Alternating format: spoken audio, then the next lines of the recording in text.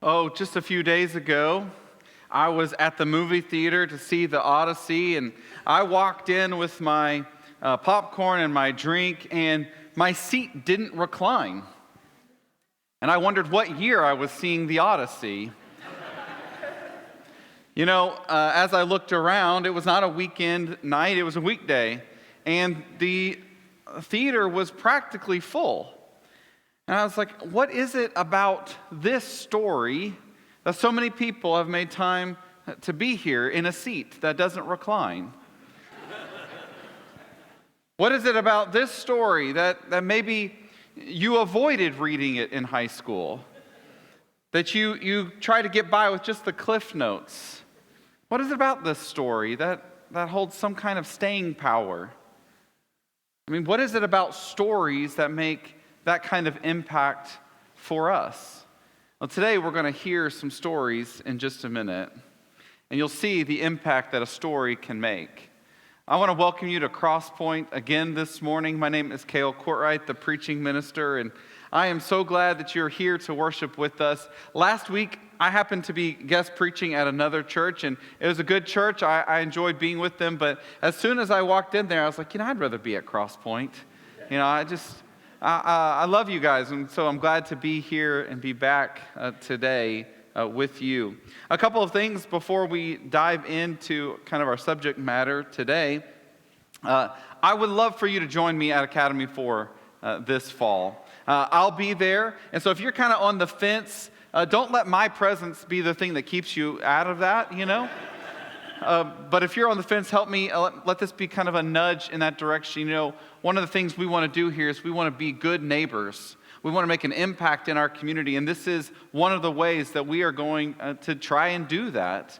It's all up to God. We're just, the servants, the hands and feet, and so we want to show up and we want to serve as we have been served. We want to and try to do our part just to kind of instill some of what we have, the love that we've experienced. We want to give that to another. So I hope you'll join me there this fall. Today is a bittersweet day. There are lots of goodbyes that we will be saying, and there will also some new fun things. And so, I told Matt, I said this in first service, we're not saying bye, we're saying see you later. But I do hope that you will join us later around 4 o'clock today. There's a kind of a come and go from 4 to 6 in the youth room. And so we appreciate all the work that Matt has done, the impact that he's had over these last 5 years or so. So I hope that you'll show up today and tell him that. And so express some way your love for him. And so thank you again, Matt. And we'll see you later. So, in John chapter 4, there is a story that Jesus is going through Samaria, and Jesus stops at the well. And he's there midday, which is surprising. You don't normally he meets a woman there, and it's surprising that she's there. You don't go to the well midday for a number of reasons. One, it's warmer then. Two, you need water all day. And so that's typically why you go first thing in the morning. And so she goes there. Now, in conversation with Jesus, what you quickly find is there are things in her story. She's probably been avoiding people because she has some things that you don't want to lead with. I mean, haven't you had that moment before when maybe you made some type of embarrassment, you did something that you regret, and you're just like, we all know it, but let's just not talk about it. One of those things. Well, she has a story that she probably just doesn't want to talk about it. And it's the thing that Jesus goes right in on. And Jesus, he brings it up in a way to say, I'm still here for you. This doesn't drive me away. This story doesn't. So what we read in John chapter 4 is that as his disciples are finally making their way to him, it says this in John 4:28, leaving her water jar, the woman went back to town and said to the people, come see a man who told me everything I ever did. Could this man be the Messiah? She's been avoiding these people, and my guess is she's been avoiding talking about those things she's done. And now it's the things she's leading with. She's going to share her story. And we see just how much of an impact it makes. A few verses later, verse 39, many of the Samaritans from that town believed in him, that's Jesus, because of this woman's testimony. He told me everything I ever did. Your story has the power to change lives, not just your own. This woman goes and she shares her story, and it is because of what they heard that they come to know Jesus. How many people might know Jesus if you share your story? Well, today we're going to hear some stories. This summer we've had 3 interns working with us, and so I want to invite them to the stage at this moment. And today we want to hear part of their stories. We have interns here every summer, and you may not know what they do. You may not know who they are. And so today we're going to learn a little bit about the ones that have been serving here this summer. Thanks, guys, for coming back. First service didn't run you off. We appreciate that. For a couple of them, this is their last day. You could have just hit the road. I mean, So maybe if you would please just introduce yourselves in case someone hasn't had the chance to meet you yet this summer. Well, awesome. Good morning. My name is Maddie Parrish. I am going to be a sophomore at Texas A&M. I'm studying HR management, but I'm originally from here, the DFW area. I live just south in Midlothian, and this is my home church. So I have gone here, my sister, my parents, and my grandparents, so it definitely feels like home here.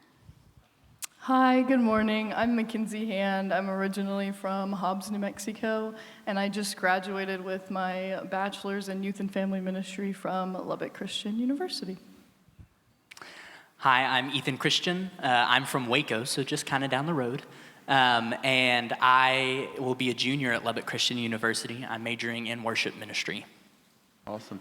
And Ethan's been working with Kyle in our worship ministry. Mackenzie's been working with Matt in our youth ministry, and Maddie's been working with Savannah in our children's ministry. And, we've had a great time this summer. It's been awesome having them around. And you, again, may not know exactly what an intern does. They're going to share part of that today. But we're also going to hear about just how they got here and just who they are as people. So that's kind of where we'll start this morning. Just kind of give us, I know there's probably lots of moments, but if you would just share one moment with us that kind of helped your faith form. When you look back on it, what's one of those impactful moments in your faith? Ethan, we'll start over with you. Talking about formative moments, there's a lot, right? You can talk about all of the people that have poured into you and all of the trials that you've gone through, but for me, probably the most formative moment was after my world had already come crashing down. I was in just a state of sadness. My world had come crashing down, and I was just starting high school, which is already a hard time, and was just going through a lot, and was at a place where I just didn't know where God was. I didn't know if he was present with me. I didn't know if God was good. I didn't know what was happening, and so I'd kind of drifted away from church, and this is after all the bad things have happened to me, and I just couldn't quiet what was in my head, all of the things, all of the questions that were bouncing around, and so I decided to go for a hike, and I stopped at a creek and laid on just a rock, and I looked up, and there were these big trees over me, and I just felt this gentle wind blowing, and got like full body chills, and it was at that moment that all the noise in my head just stopped. And in that moment, the story that came into my head, it was a Bible story, and it wasn't Noah's Ark, it wasn't the stories you hear about in children's church. It was the story of Elijah when he's on the run from Jezebel and the prophets are being persecuted. And he's hiding and says, God, I can't do this anymore. He's in the same place that I was in. God, I can't do this anymore. And he's hiding in the mountains, and this great wind blows through, and God is not in the great wind. And this earthquake rolls through, and God is not in the earthquake. And a fire comes through, and God is not in the fire. And then a gentle breeze comes through, and God is in the gentle breeze. And it was in that moment, I don't know why that story stuck in my head. I think it was a Holy Spirit thing. But it was in that moment that I knew that God had not abandoned me. God had not left me. God was suddenly not who he was, or God was not suddenly not who he was. that God had still been good to me, and even though I'd drawn away from him, he had not drawn away from me. And so that was the moment that changed my faith. It was the moment I decided that there was something more, there was something worth investing in with church and investing in a relationship with God. And that was the moment that my faith turned from the faith that was passed down to me from my parents and the ministers and the elders at my church, and it became my faith. It became something that I took seriously. And so, talking about formative moments, that was the moment after all of the trials where I realized that God had been working and God was still working in my story. Yeah, thank you. Yeah, kind of like what Ethan said. I think there's a lot of moments that I can think of in my life that have been really formative moments in my faith. But whenever I was reading through the questions that Kale sent, one specific moment just kept coming back to me. And it's whenever I was in, I think it was my sophomore year of college. I had just had a really hard time that year, and I randomly got asked to be a counselor for a week at this church camp that LCU runs. And we were doing the week, and it was our last night there. And so we set up these little prayer stations around the camp, and we were going to send the kids through them for a few hours just so they could do that for their last night. And I decided it would be a fun idea if I did it too, because I didn't know what I would spend 2 hours doing if they were gone. And so I went to my first station, and the prompt was simply just walk across the court by yourself. And when you come back across the court, imagine that God's walking with you. And it's in that moment, it's like something changed. A switch was flipped for me. I spent my entire 2 hours at the station. I never did anything else. And I don't know what happened. I can't really explain it. But ever since then, I've been able to like fully put my trust in him. And it changed the way that I pray. It changed the way that I worship. And it changed a lot of things for me, but mostly just the way that I trust the Lord in everything that I do. Yeah, thank you. I know the question was one moment, but I can't really think of one because the Lord has blessed me with this church community. If you're new here, this is going to be like a Crosspoint ad. So I grew up here, and it is just such a blessing to grow up with a God-fearing church community.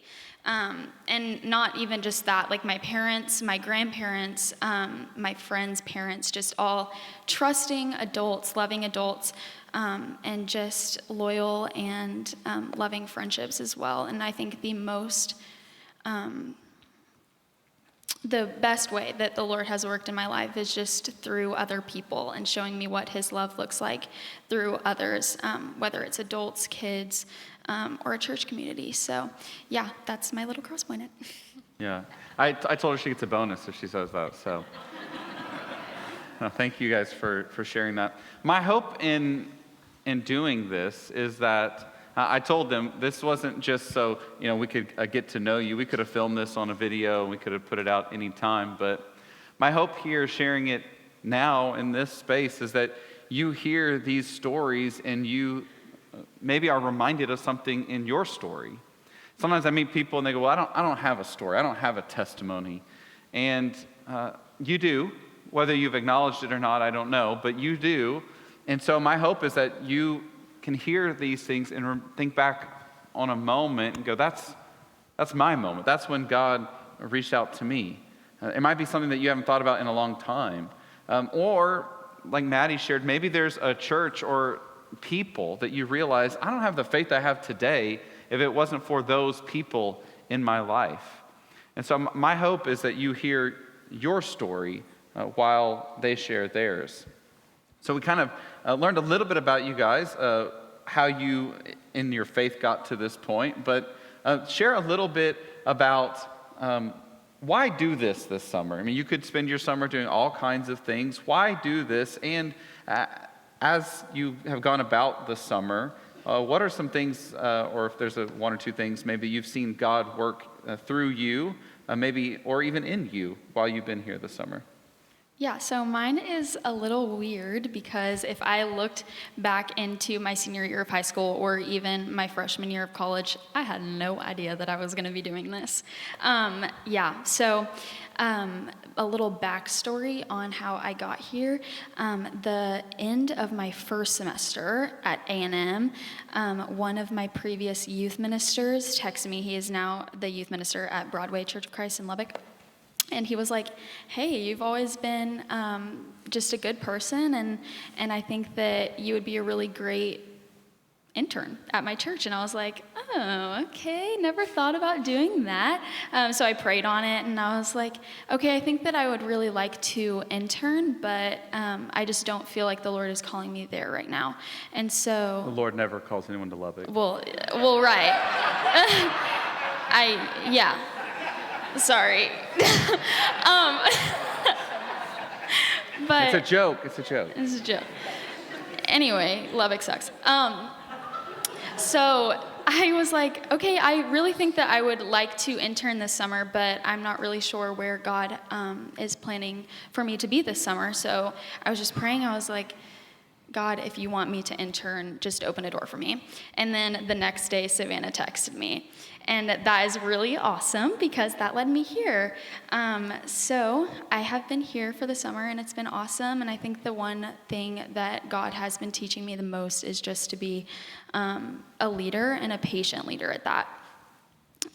With these kids, they're awesome, and they have so much love in their heart, and they're so energetic, which is the best part about them.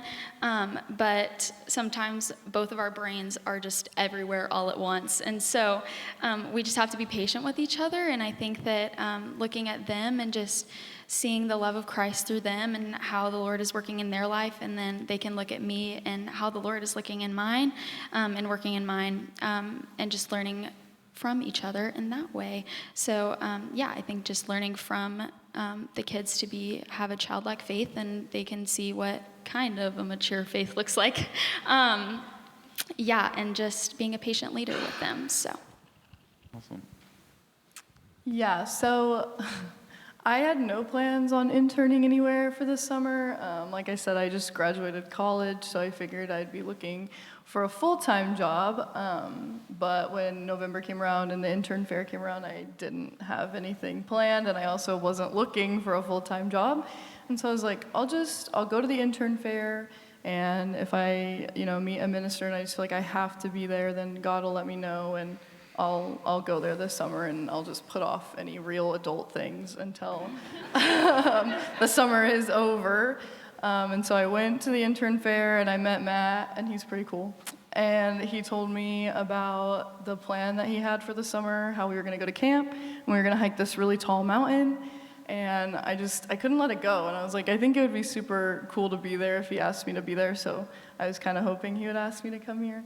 And then the next day he called me and offered me the job. And so that's how I ended up here. And I'm super blessed that I got to be with these cool kids all summer. I would say the biggest thing that the Lord has taught me is just to be confident in myself and who he made me to be and where he's calling me to be. I came in on my very first Sunday, and I was so doubtful in myself, and I just wasn't confident in who I was, and that I didn't feel like I had much to offer this church or any church outside of this. And I didn't think that I would actually ever find a full-time job after this. And this summer, our theme with the kids was enough. And through writing those lessons and teaching those lessons, I feel like I spoke more into myself than I did the kids, just reminding myself that I'm enough, because as much as I thought they would need to hear it as high school and middle schoolers, I needed to hear it as a 23-year-old who just graduated college. But I'm proud to say that I'm more confident than I was when I first walked in the door here, and I'm so blessed for the youth group that led me there. Yeah, great. Yeah. Well, my reason for being here is pretty practical. I'm going into worship ministry, and I needed an internship to get experience, right? But more than that, I knew Kyle already from a conference that we had both gone to, and I knew who he is. And I didn't just want experience on how to become a better musician, because there's a lot of people that can teach you that. I wanted to learn how to become a better minister. Kyle said, I think our first week here, that worship or ministry is the job, worship is the specialty. And so I wanted to learn how to become a minister and how to love people and how to love God and help people love God. And so that's why I came here. That's why I wanted an internship, was to figure out how to be a better minister. And then talking about ways that I've seen God moving, it's a really weird way, but it's been working the tech booth at funerals this summer, which sounds really strange. But at funerals, I've gotten to see God's providence of providing a community around people that are grieving to support them, and providing peace and comfort and hope to the people that are grieving. But the biggest thing is hearing the stories of these people that have passed away, and hearing how throughout their entire life, through trials and triumphs and the highs and lows, God was with them. God was good through all of it. God was providing. God gave grace. God was powerful and worked in powerful ways. And it has been so impactful to me just to have that reminder, to see people that have gone before and see that, like the song, all their life God has been faithful. All their life God has been so good. And that with every breath they had, they sang and praised God and gave what they had to him. And so that has been just so incredibly impactful to me this summer, was to just see God's faithfulness on display in such an important moment. Yeah, thank you for sharing that. We have really loved having these three with us this summer. I don't work individually one-on-one with them, but just across the hall, as I like to say. I've been just watching them work hard and care about this church family. And though I know Maddie has a long-standing relationship here, for you to just come in and just to know it's a certain amount of weeks, and then you maybe won't be here anymore. But to see how they have cared for and loved this church family has been really impressive. And I just want to say thank you for doing that. Thank you for being here and for just throwing yourself in and loving the people here and the work that you've gotten to do. And so we've been very blessed to have you here. And though your employment ends soon, it's the last day for the girls here, we are stuck with Ethan for a couple more weeks, but it doesn't mean the relationship ends, and we're still here for you. I'd like to think that you have now another family to call on and to lean on. And so just kind of last question then, what can we be praying about for you as you kind of enter into this next season of life? Yeah, so I'm going to be going into my sophomore year of college at Texas A&M.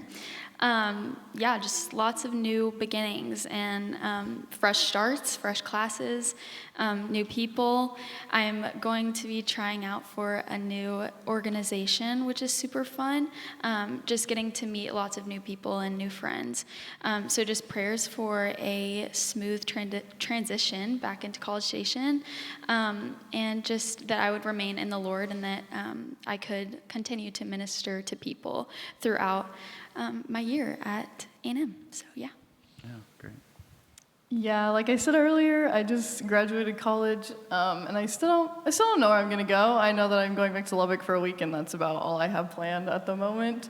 So if y'all could just be in prayer for me, that I am put where I need to be, and where the Lord needs me, less than where I want to be, if that makes sense. And just that it's a smooth process, and that it takes as much time as it needs to. Because as much as I would love to have a job right now, I want to be in prayer about it and be sure. So, yeah. Oh, great. Yeah, going back to school. School can be stressful, busy, all the things. And so just prayers that goes well. And especially for me, I'm continuing in education on being a minister. And so that God would be involved with that and teach me the things that I need to learn. And then also, like Maddie said, our time of ministry doesn't end when our time here at Crosspoint ends, all three of us. And so just prayers that we would continue to minister to people, and that God would continue to use us for his kingdom, that we would grow where we're planted, and we would give whatever we have to give to the Lord, and that he would multiply it as loaves and fishes for his purposes. Yeah. Thank you again for just for the summer, for how you've cared for and worked hard this summer, and for sharing today. I know it's not always easy to be up here, but thank you for being here. And we didn't have to twist our arms too much, but thanks for sharing. Will you tell them thank you?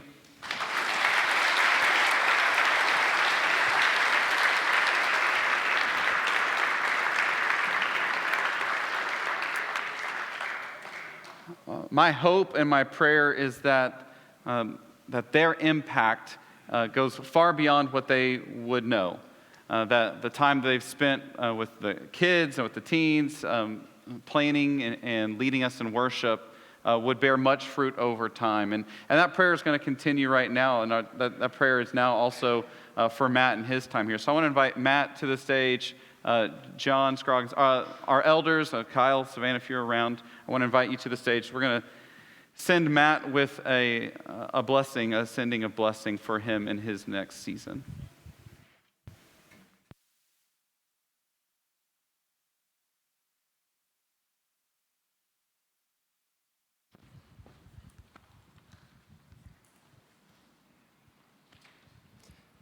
This morning, we're going to pray over Matt. Then I also want us to pray for our teens and for this church.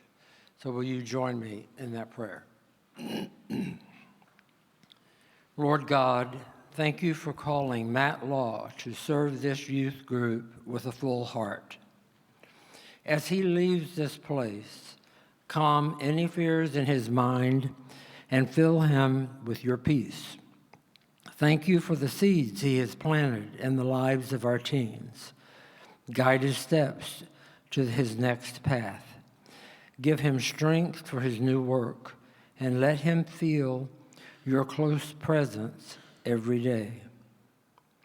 Father, be close to the young people who are saying goodbye to Matt. Comfort their hearts and remind them that you do not leave them. Help them hold tight to the truths that they have learned. Send them a new leader soon who will love them and will point them to you. Dear God, help this church family through this time of transition. Thank you for the years of youth ministry that we have shared. Heal the sadness of parting ways and unite us as we look for the next person who will lead our teens. Remind us that your great work never stops, even as we face changes. It is in your Son's name that we pray this prayer. Jesus the Christ. Amen. Amen.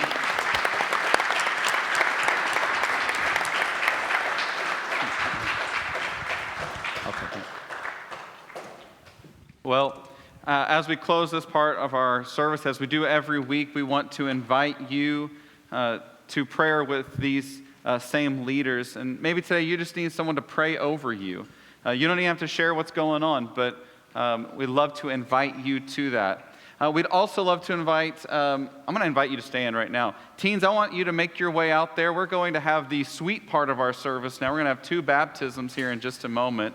And so teens, if you want to make your way out to surround the baptistry. Again, if you want or need prayers today, we'd love to invite you to that during this next song.